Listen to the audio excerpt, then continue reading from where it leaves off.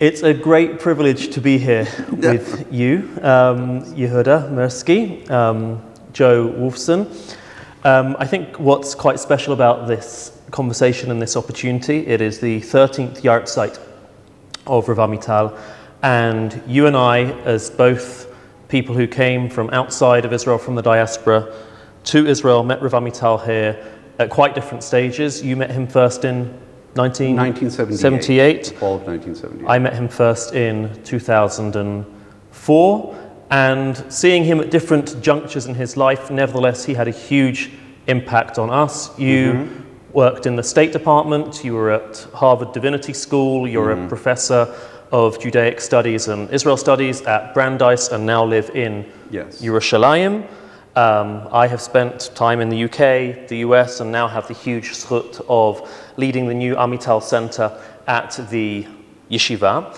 And so we thought we'd have a conversation, not only about Rav Amital's impact on us, but specifically, and this definitely relates to you and your expertise, about Rav Amital as a parshan, as an interpreter and a reader of Rav Kook, what Rav Kook meant for him, perhaps the different things that he meant for him at different stages, how he perhaps differed. Right. You wrote a wonderful book, Rav Kook, Mystic in a Time of Revolution. I have to say, personally, I find Rav Kook extremely challenging to understand, and your book was just the most wonderful introduction, and more than an introduction to him. Perhaps let's start and jump in. Just tell me your first memories and interactions with Rav Amital. Sure. Well, first, thank you, Joe, and it's a pleasure to be sitting here with you, and thank you to Noam Shalit, who put us all together, even if the viewers can't exactly see him from behind the camera. So as we said, I first arrived in the Gush in the fall of 1978. I was 17 years old. I grew up on the west side of Manhattan and very much in the world of YU, Yeshiva University. That sort of Torah, Madya, Rav Soloveitchik was our great culture hero, and that way of looking at the world and looking at things was very much how I looked at the world and looked at things. And then I came to the Gush, and sort of ala derech, I started attending Rav Amital's shiurim in Sefer HaKuzari, in which Rav Amital would teach, of course, Kuzari, and teach a bit of Rav Kook, and also teach a bit of himself. And in those shiurim and in Rav Amital's sichot, I was introduced to the world of Rav Kook, and here I was introduced to a whole other religious world that just was thrilling and challenging and perplexing and comforting to this day. Sort of a religious world in which people's passions and longings and doubts and questions and struggles for social justice are at the heart of Torah, alongside Yirat Shamayim and Limud Torah and Shmirat Mitzvot, and painted on a very broad historical canvas. And sort of the combination of that just sort of, it was like an earthquake for me, and it's in some respects still reverberating to this day. Oh, that's beautiful. I know that I felt very much that I met him early on in the 21st century, and just had this sense of, here is not just a great figure and a great teacher, but someone who is part of history, someone who is touched by history. Absolutely. Olam Banui, Olam Charav, Olam Banui, and to be able to, I never thought much about future grandchildren of mine when I was 18, but I remember thinking at the time, like, I'll be proud to tell my grandchildren I knew this man. Let's jump in, and maybe as a really important first question, why is this conversation important? Why is it important now? Because we could talk about a lot of things, right? We could talk about Rav Amital and the Khatam Sofer. That'd be a fascinating conversation. We could talk about Rav Amital and the world of Hungary. But why is Rav Amital and Rav Kook and their relationship an important one in general and an important one for now? Well, that has to do with the place of Rav Kook in not just the history of Jewish thought, but Jewish life today, especially in Israel. Rav Kook to this day is, we often forget he wasn't technically a founder of the religious Zionist party.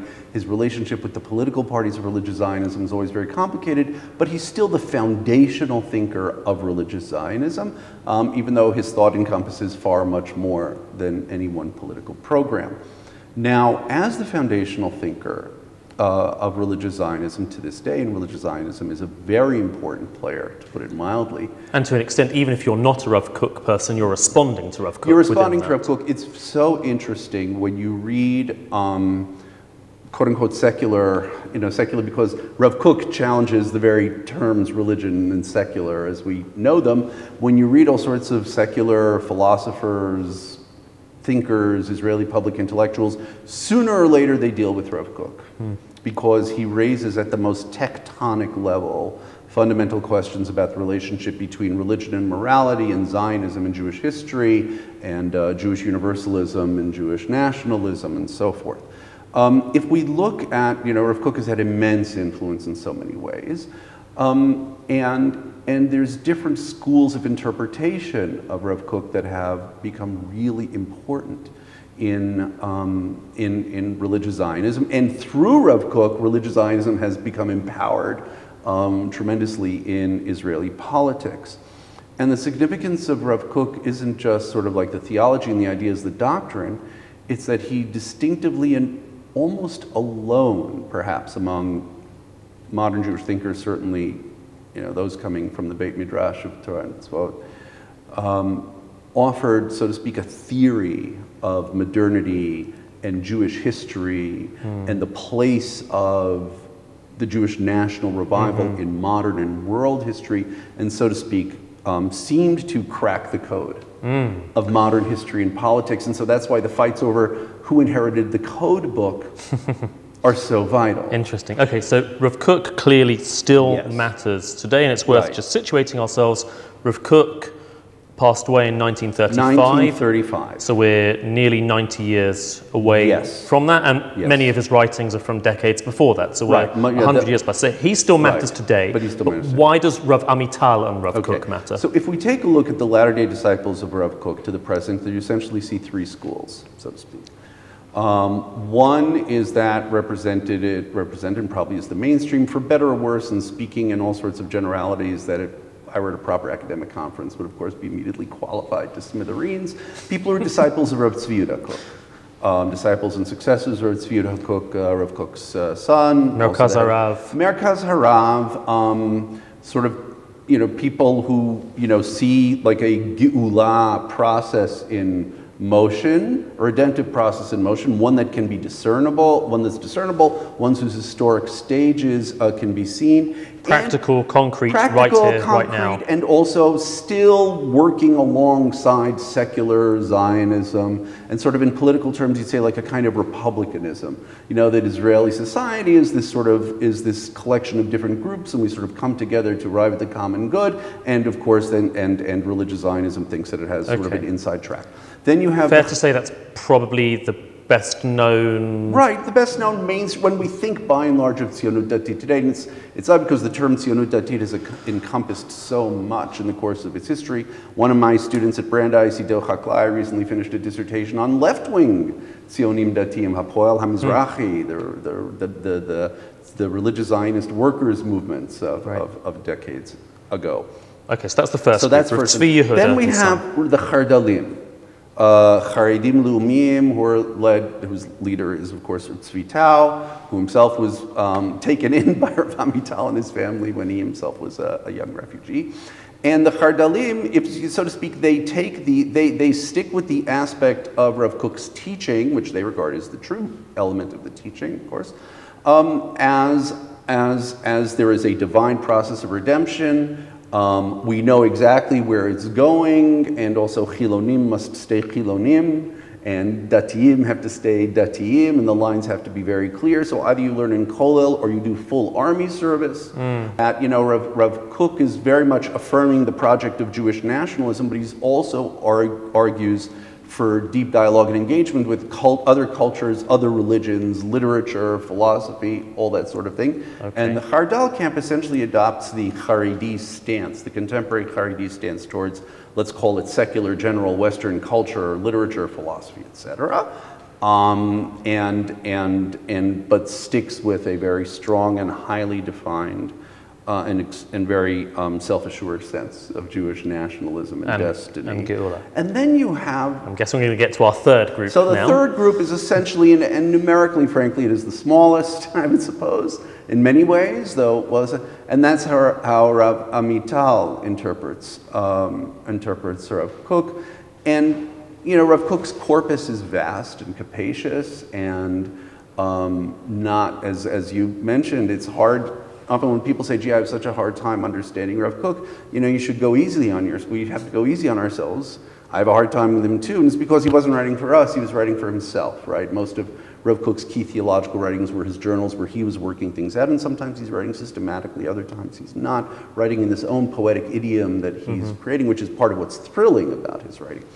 And in Rav Amital's way of looking at this enormous figure of Kook, he zeroes in on what he sees, you know, everyone is sort of like the key thread. What is the key thread of that running through this vast corpus? And Rav Amital sees ethics and musar, and the ethics that are distinctively Jewish and the ethics that the Jewish people share with the other well-intentioned people of humanity.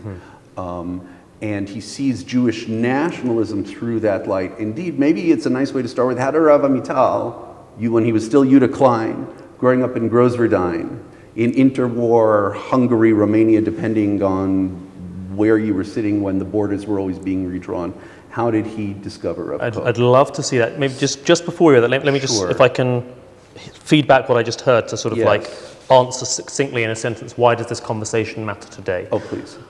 Rav Tzvi Yehudah and Rav Amital are no longer with us. Rav Tau is still with us. But essentially what you've said is there are basically three schools of interpreting what Rav Kook means for today. And what Rav Kook means for today matters enormously, not just in the Bet Midrash, not just in the world of Jewish thought, but for the existence of the Jewish state, Medinat Israel today, how everything, history, morality, Jewish destiny, how all of those come together. Yes. So let's focus on Rav Amital, and you've got a gem of how Rav Amital first. Rav Amital used to say, how did he first discovered Rav Kook when he was growing up in Hungary. And so what's famous is that he went through the Shoah with a pamphlet that came from Rav Neria, but he discovered him before that. Rav Amital, when he was in a Nazi labor camp, smuggled into the Nazi labor camp a small book by Rav Moshe Tzvi Neria, very, very important, not just disciple of Rav Yehudah, but a central figure in the history of religious Zionism, called Mishnat Harav. But he had first discovered Rav Kook. I remember one time when he told us about this. In one of the writings of Rav Chaim Hirschenzen. Rav Chaim Hirschenzen is a little known but fascinating figure. Chief Rabbi of Hoboken. The Chief Rabbi of Hoboken, New Jersey. Chaim Hirschenzen was a Talmid Chacham Eretz Yisraeli. One of Rav Chaim Hirschenzen's books was published in Hungary, in Budapest in 1924, and it was called Motzaei Mayim. And it's a commentary on the seafaring tales of Rabbi Baba Chana from Masechet Baba Batra, which lots of people, you know, the Gra had a series of commentaries on that. Those tales are central to Rav Nachman. Rav Kook himself early on wrote a commentary on that. Rav B'Tzalel Naor is recently published in a wonderful, beautifully annotated edition and translation. And there is a passage, and Rav Amital said that he came across a passage in Rav Chaim Hirschenzen, in a passage of Rav Kook and Rav Chaim Hirschenzen, and he said, Mizenid Lakti. So just to be clear, not Rav Amital, Rav Klein, Yehudah Klein as we would have called him. How old would he have been approximately when he came across this passage? The book was published a couple of years before Rav Amital is born. So Rav Kook is still alive. Rav Kook is perhaps still alive, maybe not. Because he says that because it's like this. I mean, when is Rav Amital reading this? He's a teenager, perhaps. He's already in yeshiva. He said that after he read this, he got so interested that, you know, Rav Kook's books were hard to come by in Hungary. He got this copy of Mishnat Harav that he took with him to camp, and he said, I think there were only 2 or 3 copies of Orod HaKodesh in all of Hungary, and he managed to get his hands on one of them. And Hungary Orod HaKodesh was published after Rav Kook's death, anyway. I see. Okay. So, at any rate, so tell us what this piece is. What's so interesting is the passage Shehidlik at Rav Amital, and it's from Orot, the classic volume. So it's Rav Chaim Hershenson quoting Rav Chaim Orot. Hershenson quoting Orot Atchiyah, in which Rav Kook says that the point of Jewish national identity starts with Abraham, as understood by the Rambam, right? There's that wonderful pasuk, Ki yadati l'man asher yitzaveh b'no lasot, tzedakah v'mishpat, etc. That the point of Jewish national identity is that Ribono Shel Olam needs that there be one collectivity, one national collectivity in the world, entirely devoted to the highest ideals, including of ethics and of justice, right? And of transcendence, not as an escape from the world, but as sort of transcendence as a way of ordering one's own relationship to mortality, to finitude, to being. And that needs to become the basis of a national life with a society, with a state, with a polity. Such that the passage that, and what's amazing, I was thinking about it as we were talking about this conversation, then how consistent Rav Amital is over the course of his life. Yeah. That the thing in Rav Kook that grabs him is this notion that Jewish collective identity is one at the same time something that rests on a fundamental basis alongside the best aspirations of humanity as a whole, and yet has a distinctive mission, has a distinctive national mission that isn't about force, monetary wealth, raw power, but about preaching moral ideals which are God's ideals. And in fact, there's actually a real skepticism of what you might call classical nationalism. Yes, Rav Kook himself, in one of his early essays, takes point to say, when I say le'umiyut, I don't mean nationalismus. So Right. the German word for nationalism, because that's xenophobia, that's chauvinism, that's an excuse for violence. And he's, in that sense, very much not a Herzl Zionist. Rav Kook generally is not Herzlian in that, to my mind, anti-Semitism isn't something that occupies a large part in his thought world. The world of politics, diplomacy, statecraft doesn't really interest him that much. But also, his sense of Jewish nationalism is driven not as a response to anti-Semitism, but as a positive vocation for the Jewish people in the world, which then also helps us understand why Rav Amital came back time and again and again and again to talking about Kiddush Hashem. Okay, so let's maybe come on to Kiddush Hashem, but I just want to say something which comes out of what you've shared, comes out of the Rav Hershenson piece, but which I think can quite easily be missed, but it's very important.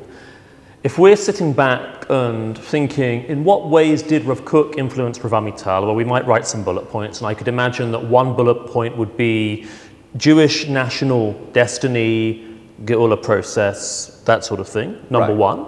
And then we'd write another point saying natural morality and the importance of Musar TV, number two. But what actually is the case that those are not separate points, right? That they are completely intertwined with one another. Can you just unpack that a little bit? Because I think that's really critical. They can't be, right? We're used to thinking of, you could separate out the morality and the universalism. Kook is one of those people who is drawn to the Jewish National Project because it's helping him formulate a response to underlying philosophical questions of the meaning of Jewish life, including the meaning of Jewish life in the in the dramatically revolutionary times in which he's living, right? So the idea is that to see Jewish national identity as yet another instance of one of these national movements cropping up like mushrooms after a rainstorm as the imperial system in Europe pops its rivets and comes apart is just fundamentally wrong. It's mistaken, it's off, and it's untrue to the meaning of Jewish identity. Now, as far as Rav Kook himself goes, and as we know, he was extremely idealistic about many things, including his confidence that at the very end of the day, Jewish national life would be inherently more ethical, could not but be inherently more ethical than that of other national groups. And that was the universal calling. That's the universal calling. And maybe the state is the vehicle through which this universal morality that Abraham initially embodies is brought to the world via the Jewish people. And they're connected in that sense. And there's also another feature of Rav Kook for so many people is just the personal example. Right. Of being somebody who was, Yirei Shamayim to his very marrow, who openly engaged with people who differed from him, and he was willing to learn from them and talk to them, and to respect their good intentions. Right, so distinct from the writings, there is the individual. There's the individual, this remarkable empathy. And maybe I'll just read one quote, which this is a very important essay. In English, it was translated as The Significance of Rav Kook's Teaching for Our Generation. Yes. 1985. And it appears on the Yeshiva's virtual Beit Midrash website, along with many other materials. Indeed it does. So this is 50 years after Rav Kook's passing. Yes. And Rav Amital begins with the following quote, which is just very worthwhile to think this is Rav Amital saying, here is a quote from Rav Kook, which is deep and significant. It is forbidden for fear of heaven to push aside one's natural morality. Yes. For then it would no longer be pure fear of heaven.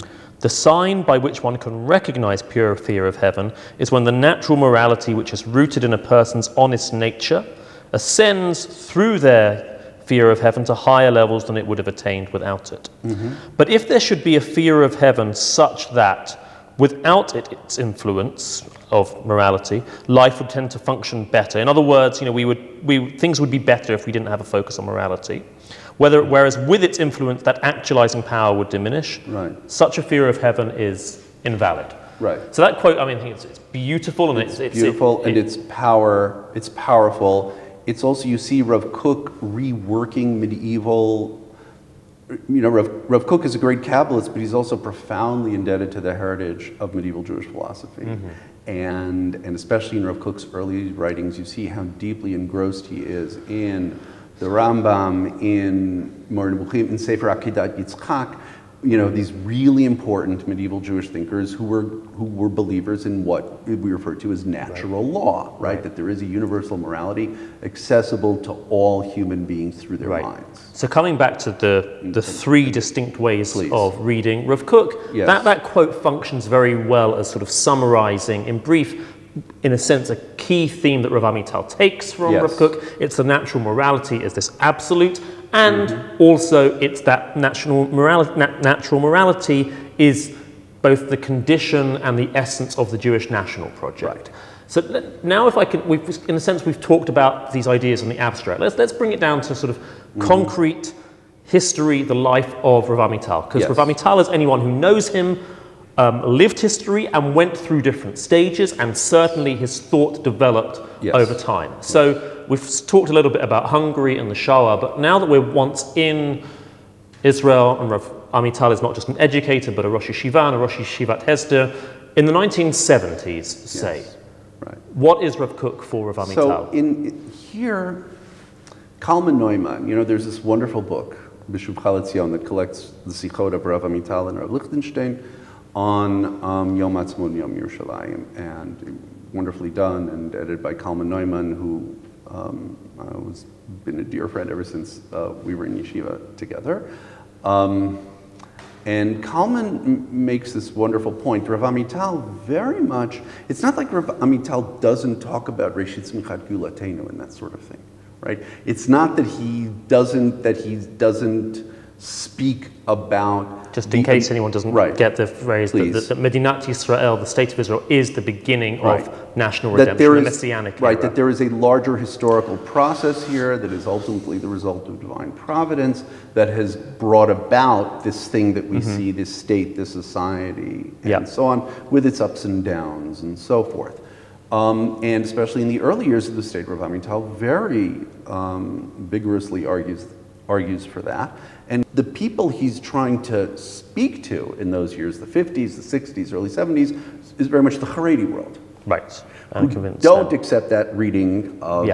And it also was a reminder of how personally tied Rav Amital was to the Haredi world. I mean, part of what's so wonderful about his personality is not just his intellectual ties to the Haredi world, but also personal ties. He's a contemporary of Rav Shach. And familial ties, a contemporary of Rav Shach, and somehow distant through Rabbanit, Tibat El Chaim Arukim, related to a number of these, and this is Zalman Meltzer, and also the Haredi Jews of Hungary and all. So in the 50s, 60s, early 70s... He's trying to convince them, Rabotai, there's something really big and divinely driven going on here. Very interesting. And over time that shifts, and I tend to think that Milchemet Yom Kippur is when it starts to shift. And especially because in his very important Sikha al Mashmotah shel Milchemet, on the significance of the Yom Kippur War, which Tradition magazine is now republishing in a new I believe Shlomo Fisher has a new and has an essay long there, piece and about. I also have something in there, and Zach Truboff, I think, and other people. And you see that he's there. He talks a lot about redemption by way of suffering, and also that we can't necessarily know where things are going. And there too, there's a moral sense that a crisis like Milchemet Yom Kippur calls for introspection and moral reckoning with ourselves. Via Teramizo. It is in those years afterwards that there emerges, I mean, the Chardal stream that I mentioned earlier is a later development. But Reb Tzvi Yehudah very much understands the Holocaust as part of God's redemptive plan for the world. That's not to be said lightly or flippantly. I think it's really important to recall that Reb Tzvi Yehudah doesn't think the Holocaust was a good thing. Reb Tzvi Yehudah was profoundly tied to Jewish life in Eastern Europe. He, lived in Gula and spoke Yiddish most of his life. Lived in Eastern Europe. It's not that he's, the diaspora is extinguished. Rather, it's part of the divine plan, and he uses this phrase. The state of Israel. Rav Kook himself, in the introduction to Shabbat Haaretz, his treatise on Shemitah, uses a phrase about Churban Bayit Rishon as nituach achzari, the cruel surgery that God did in order to sort of, for that historical juncture, and to move. Rav Tzvi Yehudah takes that and applies it to the Shoah. Interesting. And in fairness to Rav Tzvi Yehudah, his father dies in 1935, and he has to face the Holocaust alone, so to speak. So Rav Tzvi Yehudah saw... Kind of a fascinating example, isn't it, of where something can be said about a distant historical event, and you can think like, oh, okay, that's an interesting read, maybe not, but doesn't necessarily offend me. But then someone says it about the Shoah, much more close, and there's a recoil there. Like, can you really say that? Okay, so Rav Amital is not saying that. Rav Amital actually polemicizes very vigorously against that as Holocaust survival, and as he famously says, and I think it's even on YouTube, these things where he says, there's nothing in the world that can justify the murder of 1 million children, not the coming of Mashiach, not the establishment of the Jewish state, not that all Am Yisrael should do tshuva. And I think that at the philosophical level, if we want to even use so highfalutin a word as philosophical, I think he's operating out of that passage of Rav Kook's that you just cited about Hamusar HaTivi. Yeah, that's very interesting. I could be wrong. Of course I could be wrong. But it's this sense that the moral, that if whatever, and also interestingly, Rav Amital... I mean, you're making a very important point there, and you told me about it before we started recording, so let's just, I think, spool out a little bit what it is that you're saying, if I understand it correctly. You cannot have a read of the Shoah as playing some important role, some good of bringing about Medinat Israel, if you also hold natural morality, Musar TV, to be something... I see 1 million children being murdered. Okay. And what earthly and what inconceivable universe can I say this is a good thing? So essentially what we've got is Rav Tzvi Yehudah and Rav Amital confronting a deep complexity within Rav Kook's teaching. Rav Kook, the historical process moving forward, God's plan, a natural morality, they sat nicely, well for him, post-World War I, there's lots of utopianism moving forward. Post-Shoah, that becomes a much more difficult assertion, and Rav Tzvi Yehudah and Rav Amital are coming apart really at that diverge, stage. But let's just bring us back, if we can, to the 70s and post-Milchemet Yom Kippur. So you're saying there's a clear and significant difference opening up between Rav Amital and Rav Tzvi Yehudah there.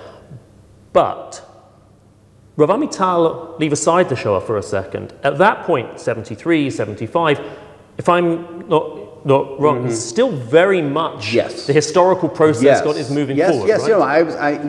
in those years, and when I was in Yeshiva in 1978, still talked a great deal about Geula and all of that. Do you want to tell people a little bit about Ma'alot Mimamakim? Because I don't think it's the most familiar. Ma'alot Mimamakim is a small book. I'm sorry I didn't bring my copy of Sichot of Harav Amital that was published in the wake of Sichot and writings that were published in the wake of the Yom Kippur War, hence the title Hama'alot Mimamakim, right, from the depths of the Yom Kippur War. And in Hama'alot Mimamakim, there's essays where he tries to grapple with the meaning of the Yom Kippur War. And here as elsewhere, and this also figures into his educational philosophy, to avoid easy answers. Right, to avoid easy answers, say, I understand, I know where things are going, I know how God is planning things. That's also for him. So there's, in a certain sense, he's trying to hold on to both. There's no way it's a rejection of Rav Kook at this stage. The historical process is still unfolding, and obviously Hityashvut is a part of that as well. And also, in part of Rav Amital's ability, you know, when he talks about the Shoah, right? And he says, you know, I believe in God, I don't pretend to understand him. One of the many beautiful sides of Rav Amital's teaching is his deep love for Yehudim Pshutim, for simple Jews. That he used to talk about, right? Rav Shlomo Brin talked about how one time somebody asked, you know, if you want to cleave to the Shekhinah, you should cleave to Talmidei Chachamim. What to do if there are no Talmidei Chachamim around the table? Amital said, find a simple Jew and cling to them. Right? The way he used to go to the Mishnah class and give out Mordechai with the Balabatim and all. And so that, but for him, that's quite genuine. And that's the thing that I think it's part of what enables him to say, I believe in God, I don't pretend to understand him. I just have to continue doing the right thing. Okay, what is the post Ma'alot Mimamakim stage of Rav Amital and how it relates to Rav Kook? I think it's very much what you wrote, what you shared with us here. This essay that appears in 1985. It was at a conference organized by Avichai to mark the 50th Yahrzeit of Rav Kook, and they produced a great volume. Okay, so 85 is 3 years after the First Lebanon War. It was the First Lebanon War, and crucially the massacre at Tzara and Shatila. Yes, when in which he's very Rav outspoken. And Rav Lichtenstein and Rav Soloveitchik come out, vent fury at the massive Chilul Hashem. And also for them, as you see, like theologically, Chilul Hashem isn't just bad publicity for the Jews. Chilul Hashem is like a fundamental undoing of what the Jewish mission in the world is supposed to be. But I think we can say that Rav Lichtenstein and Rav Soloveitchik are not coming out against Sabra and Shatila from a Rav Kook point of view. That's true. So what role is Rav Kook playing for Rav Amital in that the whole period? Well, if we come back to that passage that little Yehudah Klein read in Hungary, you know, before the Holocaust, that if the whole point of creating a Jewish collective is to do something good in the world and not to sort of go around massacring people. So then, just to be clear, I'll tell you the phrase that really stuck out for me when I first started delving deep into Rav Amital. He has a piece called The Religious Significance of the State of Israel. And he describes Rav Kook and Rav Kook's vision and Rav Kook's optimism about the historical process. And then says, you know, he quotes Rav Kook, I think, from Orot Milchama, saying the world is getting sweeter, the world is getting better, government and corruption, corruption and bloodshed are going to be things of the past. And he says, look, we're standing here now, you know, we're standing here post-Hiroshima, post-Holocaust. Can we really say the world is sweetening? And then he uses a phrase which I think is a fascinating phrase. He says, Rav Kook was a giant, and we are dwarves on the shoulder of a giant. Which means we can see a little bit further down the road. And it seems to me that from maybe the 80s, the 90s, into the 2000s, he has lost a lot of that sense of optimism, which is so key to which is different, which is also different from hope. Yes. Hope and hopefulness are things that never go away. But on how to read, something Rav Amital used to say a lot, I heard him a number of times, others heard him times, he compared Rav Kook to Rabbi Akiva. And you say, how great, mi kmo Rabbi Akiva, right? To this day, me mavanu shotim mi pivanu chayim, yes? And Rabbi Akiva was wrong about Bar Kochba, and Chazal had no trouble telling Rabbi Akiva that he was wrong about Bar Kochba, and that did not diminish from Rabbi Akiva's greatness and from all that we have to learn from Rabbi Akiva. It's an amazing insight. You can say someone is my major inspiration, someone is my Rebbe, and yet I am not obligated in every single moment to always say they always got it right, certainly in the light of history. I would say also because Ribono Shel Olam yesh rak echad, you know, and Moshe Rabbeinu yesh rak echad. That's also part of that right? And you know, but it's also one thing that one sees so often in Rav Amital's writing is a constant call for introspection. Right. You know, I think we could spend all day talking about this. Let's bring it back to Rav Amital, the person and the character. Tell me your last sort of my memory. last conversation with Rav Amital. I wrote something about this that people can find online.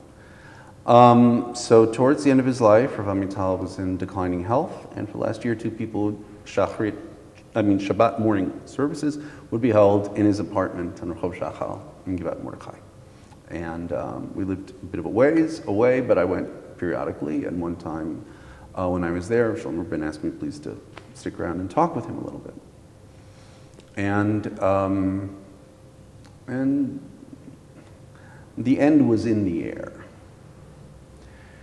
And I began my conversation with him by asking what I always asked Rav Amital at the beginning of conversations. I would say, Al maharav choshev bizman hacharon. Because invariably something eye-opening. So what was he thinking? He said, Yazman latzirim lachshov machshavot. It's time for the young people to think thoughts. So we talked for a little bit, and it was a long walk. It was like a 45-minute walk home.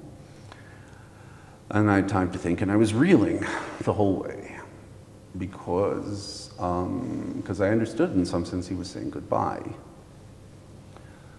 But how was he saying goodbye? He was saying goodbye, he was like true to this educational and religious philosophy, you know, of like now go. Right. And think. Right. And you know, with vigor and with honesty. I think that's really such a powerful image to close. That's Rav Amital as Machanech. Yes. Rav Amital as educator. The world doesn't stop with Rav Kook. The world doesn't stop with Rav Amital. It's onward to the next generation. Absolutely right, and to the very end. Beautiful. Thank you. Sheyeh zichro lebaruch. Thank you very much. Thank you so much. Thank you.